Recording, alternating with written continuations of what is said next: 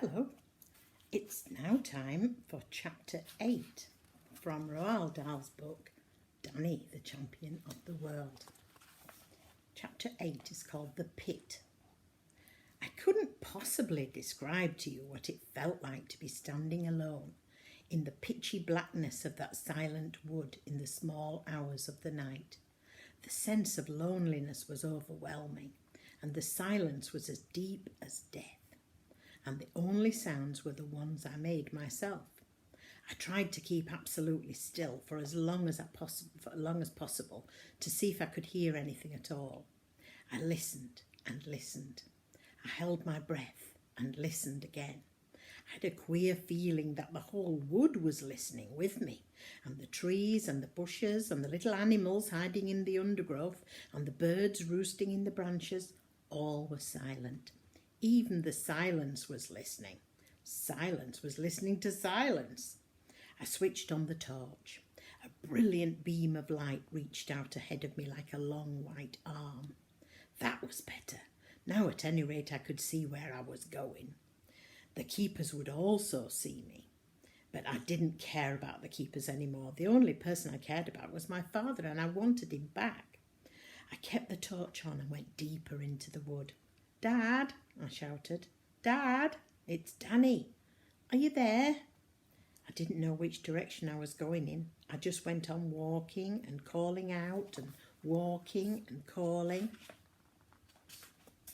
There he is in the wood with his torch, and there's all the trees in the darkness. And each time I called, I would stop and listen, but no answer came. After a time, my voice began to go all trembly. I started to say silly things like, "Oh, Dad, please tell me where you are. Please answer me. Please, oh, please."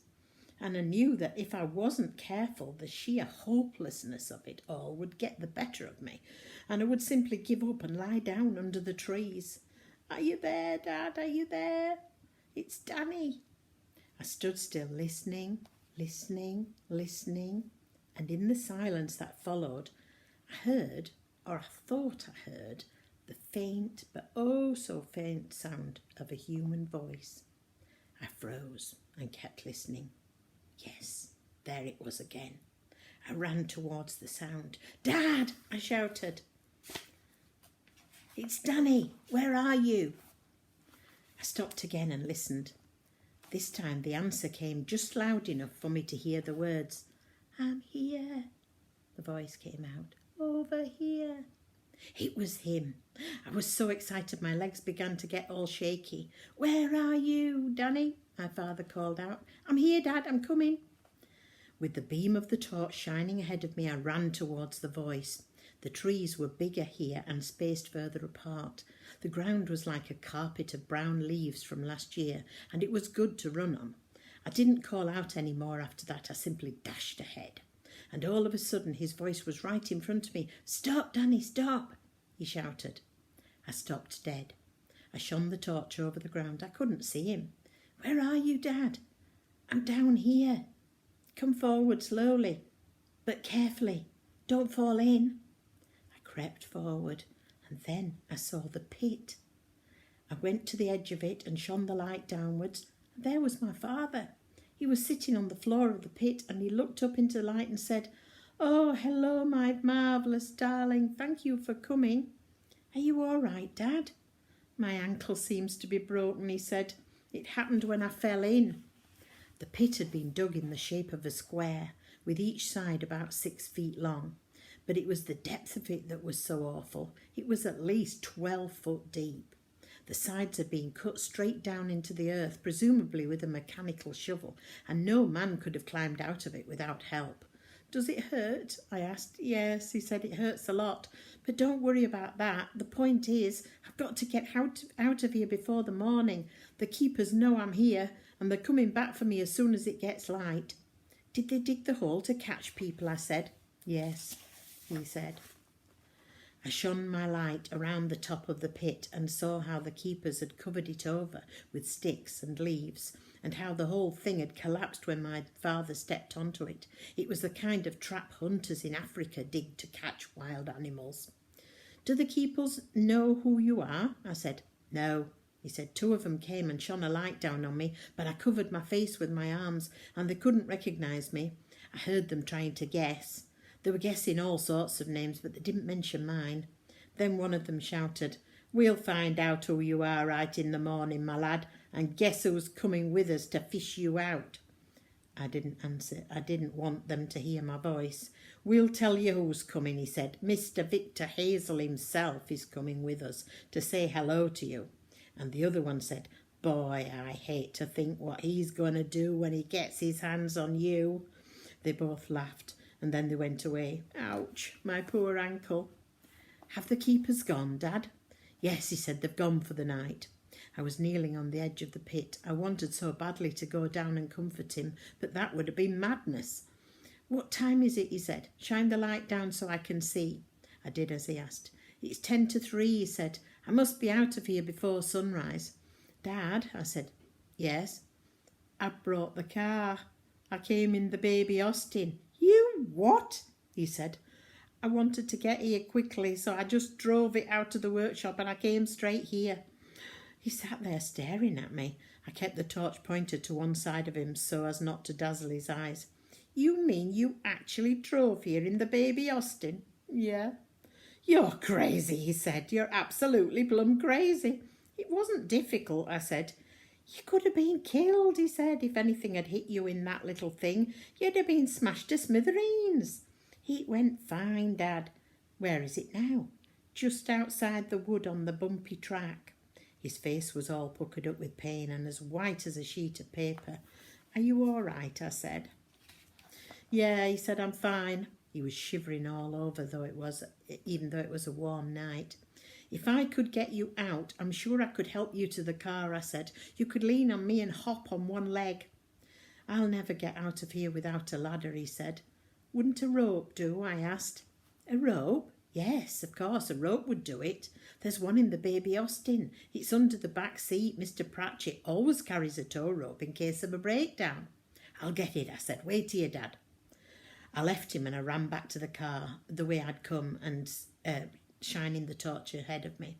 I found the car and I lifted up the back seat and the tow rope was there, tangled up with the jack and the wheel brace. I got it out and slung it over my shoulder. I wriggled through the hedge and ran back into the woods. Where are you, Dad? I called out. Over here, he answered. With his voice to guide me, I had no trouble finding him this time. I've got the rope, I said. Good. Now tie one end of it to the nearest tree. Using the torch all the time, I tied one end of the rope round the nearest tree and I lowered the other end down to my father in the pit. He grasped it with both hands and hauled himself up into a standing position. He stood only on his right leg. He kept his left foot off the ground by bending his knee. Jeepers, he said, this hurts. Do you think you can make it, Dad? I've got to make it, he said. Is that rope tied properly? Yeah. I lay on my stomach with my hands dangling down the pit. I wanted to help pull him up as soon as he came within reach. I kept the torch on him all the time.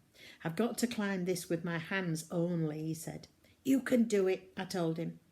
I saw his knuckles tighten as he gripped the rope. Then he came up hand over hand. As soon as he was within reach, I got hold of one of his arms and I pulled for all I was worth. He came over the top edge of the pit, sliding on his chest and his stomach, him pulling on the rope and me pulling on his arm. And he lay on the ground, breathing fast and loud. You've done it, I said. Let me rest for a minute. I waited, kneeling beside him. All right, he said. Now for the next bit. Give me a hand, Danny. You'll have to do most of the work from now on. I helped him to keep his balance as he got up onto his one good foot.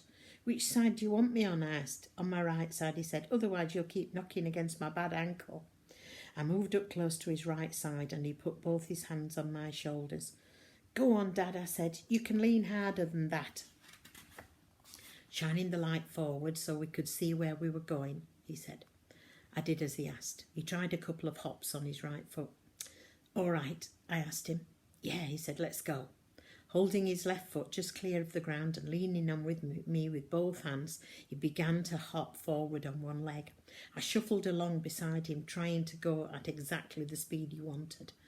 Say when you want to rest. Now, he said. So we stopped. I've got to sit down, he said. I helped him to lower himself to the ground, and his left foot dangled helplessly on its broken ankle, and every time it touched the ground he jumped with pain. I sat beside him on the brown leaves that covered the floor of the wood, and the sweat was pouring down his face. Does it hurt terribly, Dad? It does when I hop. Each time I hop it jars. I sat on the ground resting for several minutes. Let's try again, he said. I helped him up and off we went. This time I put an arm round his waist to give him some extra support, and he put his right arm round my shoulders and leaned on me hard. It went better that way, but boy was he heavy. My legs kept bending and buckling with each hop. Hop, hop, hop. Keep going, he gasped. Come on, we can make it. There's the hedge, I said, waving the torch. We're nearly there. Hop, hop, hop. When we reached the hedge, my legs gave way and we both crashed to the ground. I'm sorry, I said. It's okay. Can you help me get through the hedge? There they are, look, hopping through the wood. And he's shining his torch, see?